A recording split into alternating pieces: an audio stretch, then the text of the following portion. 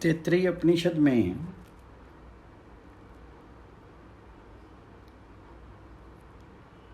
उस आत्मा ने ऐसी कामना वाला होकर के तप किया।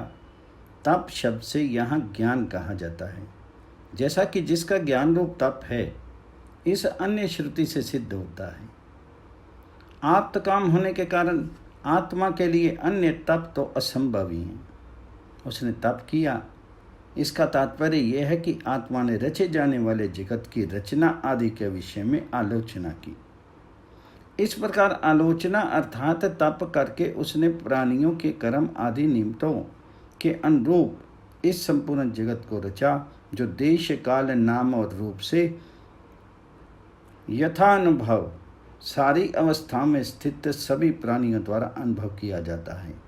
ये जो कुछ है अर्थात सामान्य रूप से ये जो कुछ जगत है, इसे रच करके उसने क्या किया सो बतलाते हैं। वह उस रचे हुए जगत में ही अनुप्रविष्ट हो गया। अब यहाँ यह विचारना है कि उसने किस प्रकार अनुप्रवेश किया। जो सृष्टा था, क्या उसने स्वरूप से ही अनुप्रवेश किया अथवा किसी और रूप से? इसमें कौन सा पक्ष समीचीन है? श्रुति ने सृष्टा इस क्रिया में कत्वा प्रत्यय होने से तो यही ठीक जान पड़ता है कि जो सृष्टा था उसने पीछे प्रवेश भी किया। पूर्व यदि ब्रह्म मृतिका के समान जगत का कारण है तो उसका कार्य तद्रुप होने के कारण उसमें उसका प्रवेश करना संभव नहीं है, क्योंकि कारण ही कार्य रूप के परिणत हुआ करता है। अतः किसी अन्य पदार्थ के समान पहले बिना प्रवेश किए कार्य की उत्पत्ति के अनंतर उसमें कारण का पुनः प्रवेश करना सर्वथा संभव है। घाट रूप में परिणत होने के सिवा मृतिका का घट में और कोई प्रवेश नहीं हुआ करता। हाँ, जिस प्रकार घट में बालू रूप से मृतिका का अनुप्रवेश होता है, उसी प्रकार किसी अन्य रूप से आत्मा का नाम रूप कार्य में भी अनुप्रवेश हो सकता है, जैसा कि इस जीव रूप से अनुप्रवेश करके इस अन्य श्रुति से प्रमाणित होता है। यदि ऐसा माने तो सिद्धांति ऐसा मानना उचित नहीं है, क्योंकि ब्रह्म तो एक ही है। मृतिका रूप कारण तो अनेक और सावयव्य होने के कारण उसका घट में चूर्ण रूप से अनुप्रवेश करने की ही संभव है, क्योंकि मृतिका के चूर्ण का उस देश में प्रवेश नहीं है, किंतु आत्मा तो एक है। अतः उसके निर्व्यय और उससे अप्रविष्ट देश का अभाव होने के कारण उसका प्रवेश करना संभव नहीं है। तो फिर उसका प्रवेश कैसे होना चाहिए तथा उसका प्रवेश होना उचित ही है, क्योंकि उसमें अनुप्रविष्ट हो गया है, ऐसी श्रुति है। पूर्व तब तो ब्रह्म सावयव ही होना चाहिए। उस अवस्था में सावयव होने के कारण मुख में हाथ का प्रवेश होने के समान उसका नाम रूप कार्य में जीव रूप से प्रवेश होना ठीक ही होगा। यदि ऐसा कहें तो सिद्धांति नहीं, क्योंकि उससे सूक्ष्म कोई देश नहीं है। कार्य रूप में परिणत हुए ब्रह्म का नाम रूप कार्य के देश से अतिरिक्त और कोई अपने से शून्य देश नहीं है, जिसमें उसका जीव रूप से प्रवेश करना संभव हो। और यदि ये मानो कि जीवात्मा ने कारण में ही प्रवेश किया, तब तो वह अपने जीवत्व को ही त्याग देगा। जिस प्रकार की घड़ा मृतिका में प्रवेश करने पर अपना घटत्व त्याग देता है तथा उसी में अनुप्रविष्ट हो गया, इस श्रुति से भी कारण में अनुप्रवेश करना संभव नहीं है। पूर्व किसी अन्य कार्य में ही प्रवेश किया, यदि ऐसा माने तो अर्थात तदेव अनुप्राविश्यत, इस श्रुति के अनुसार जीवात्मा रूप कार्य नाम रूप में परिणत हुए किसी अन्य कार्य को ही प्राप्त हो जाता है। यदि ऐसी बात हो तो सिद्धांति नहीं, क्योंकि इससे विरोध उपस्थित होता है। एक घड़ा किसी दूसरे घड़े में लीन नहीं हो जाता।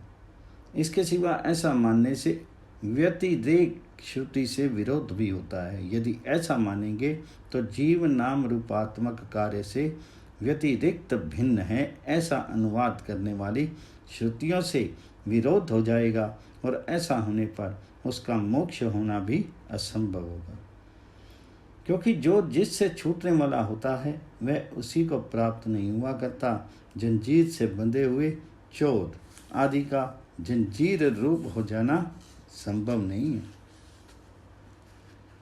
पूर्व वही बाह्य और आंतर के भेद से परिणित हो गया, अर्थात वह कारण रूप ब्रह्म ही शीर आदि आधार रूप से बाह्य और आधे जीव रूप से उसका अंतर्वर्ती हो गया। यदि ऐसा माने तो सिद्धांति नहीं,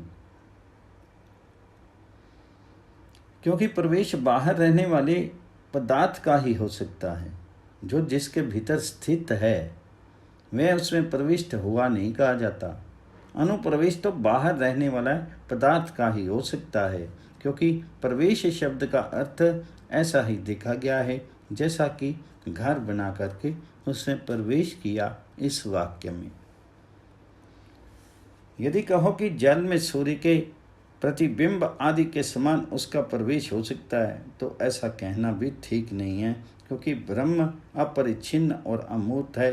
परिच्छिन्न और मूर्त रूप अन्य पदार्थों का ही स्वभाव जल आदि अन्य पदार्थों में सूर्य आदि रूप प्रतिबिंब पड़ा करता है, किंतु आत्मा का प्रतिबिंब नहीं पड़ता, क्योंकि वह अमूर्त है तथा आकाश आदि का कारण रूप आत्मा व्यापक भी है। उससे दूर देश में स्थित प्रतिबिंब की आधारभूत अन्य वस्तु का अभाव होने से भी उसका प्रतिबिंब के समान प्रवेश होना संभव नहीं है। पूर्व तब तो आत्मा का प्रवेश होता ही नहीं। इसके सिवा तदैव अनुप्रविश्यत इस श्रुति की ओर कोई गति दिखाई नहीं देती। हमारे मीमांसकों के सिद्धांत के अनुसार इंद्रियातीत विषयों का ज्ञान होने में श्रुति ही कारण है, किंतु इस वाक्य से बहुत यत्न करने पर भी किसी प्रकार का ज्ञान उत्पन्न नहीं होता। अतः खेद है कि तत्सृष्टा तदैव अनुप्रविश्यत यह वाक्य अर्थ शून्य होने के कारण त्यागने ही योग्य है।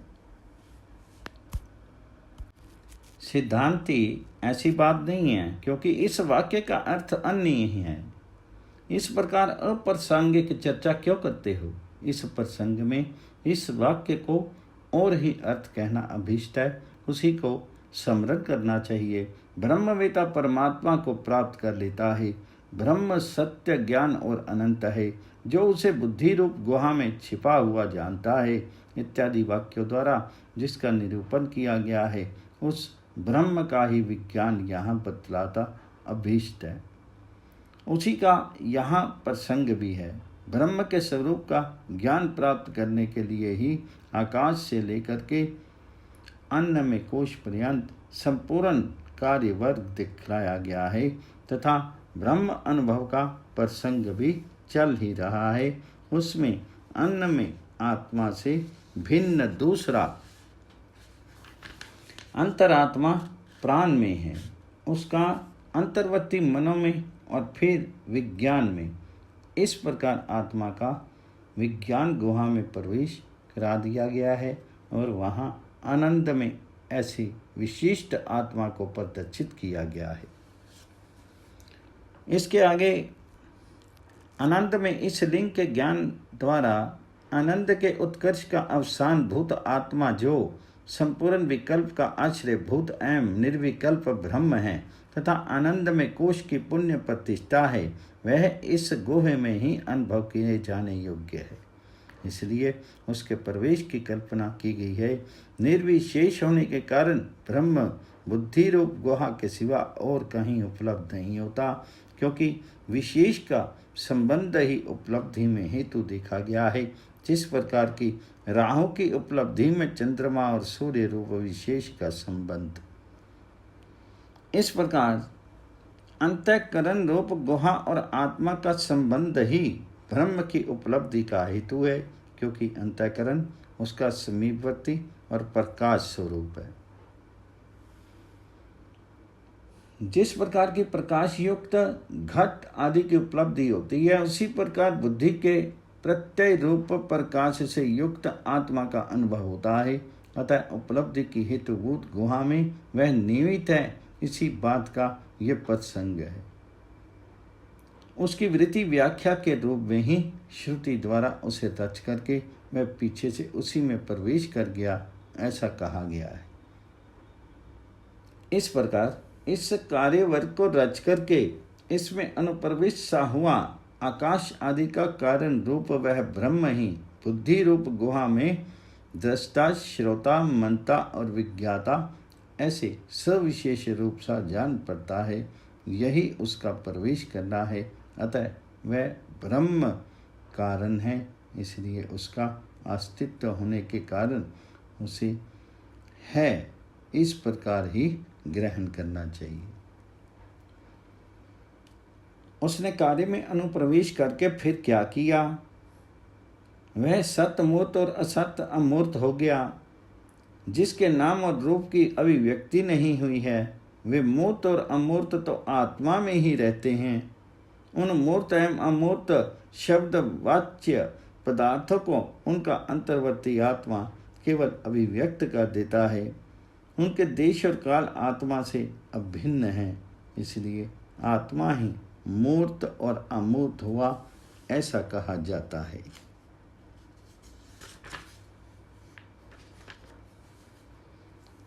तथा वही निरुक्त और अनिरुक्त भी हुआ। निरुक्त उसे कहते हैं जिसे सजातीय और विजातीय पदार्थों से अलग करके देश काल विशिष्ट रूप से ये वह है, ऐसा कहा जाए। इससे विपरीत लक्षणों वालों को अनिरुक्त कहते हैं। निरुक्त और अनिरुक्त भी मूर्त और अमूर्त के ही विशेषण हैं। जिस प्रकार सत्य और त्यक्त क्रमशः प्रत्यक्ष और परोक्ष को कहते हैं, उसी प्रकार नीलन और अनीलन भी समझने चाहिए। नीलन नीड़ अर्थात आश्रय मूर्त का ही धर्म है, और उससे विपरीत अनिलियन अमूर्त का ही धर्म है। त्यक्त, अनिरुक्त और अनिलियन ये अमूर्त के धर्म होने पर भी व्यक्त से ही संबंध रखने वाले हैं, क्योंकि इसकी सत्ता सृष्टि के अनंतर ही सुनी गई है। त्यक्त ये प्राण आदि निरुक्त का नाम है, वही अनिलियन भी है। अतः ये अमूर्त के विशेष रूप व्याकृत विषय की है। विज्ञान यानी चेतन, अविज्ञान उससे रहित अचेतन पाषाण आदि, और सत्य व्यवहार संबंधी सत्य, क्योंकि यहाँ व्यवहार का ही प्रसंग है, परमार्थी सत्य नहीं। परमार्थ सत्य तो एकमात्र ब्रह्म ही है। यहाँ तो केवल व्यवहार विषयक आपेक्षिक सत्य से ही तात्पर्य है, जैसा कि मृग तृष्णा आदि असत्य की अपेक्षा से जल आदि को सत्य कहा जाता है, तथा अनृत उस व्यवहारिक सत्य से विपरीत। सो फिर क्या ये सब वह सत्य परमार्थ सत्य ही हो गया।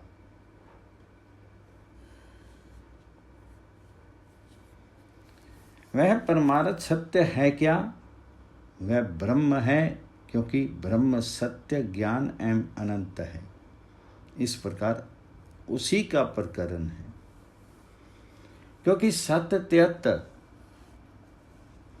आदि जो कुछ मूर्त अमूर्त धर्म जात हैं, वह सामान्य रूप से सारा ही विकार एकमात्र सत्य शब्द वाच्य ब्रह्म ही हुआ है। क्योंकि उससे भिन्न नाम रूप विकार का सर्वथा अभाव है। इसलिए ब्रह्मवादी लोग उस महान को सत्य ऐसा कहकर के पुकारते हैं। ब्रह्म है या नहीं, इस अनुप्रश्न का यहाँ प्रसंग था।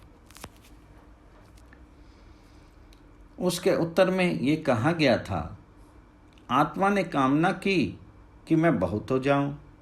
वे अपनी कामना के अनुसार सत्य त्यक्त आदि लक्षणों वाले आकाश आदि कार्यवर्ग को रच करके उसमें अनुप्रविष्ट होकर के दृष्टा, श्रोता, मनता और विज्ञाता रूप से बहुत हो गया। अतः आकाश आदि के कारण कार्यवर्ग में स्थित प्रकाश, परम प्रकाश के भीतर बुद्धि रूप गुहा में छिपे हुए और उसके कर्ता, भोक्ता आदि रूप से जो प्रत्यय अभास है, उसके द्वारा विशेष रूप से उपलब्ध होने वाले उस ब्रह्म को ही वह है, इस प्रकार जाने, ऐसा कहा गया। इस ब्राह्मणोक्त अर्थ में ही ये श्लोक यानी मंत्र है। जिस प्रकार पूर्वोक्त 5 पर्यायों में अन्न में आदि कोशों के प्रकाशक श्लोक थे, उसी प्रकार सब की अपेक्षा अंतरतम आत्मा के अस्तित्व को उसके कार्य द्वारा प्रकाशित करने वाला भी यह मंत्र है। इति ब्रह्म आनंदवल्यायाम षष्ठो अनुवाक।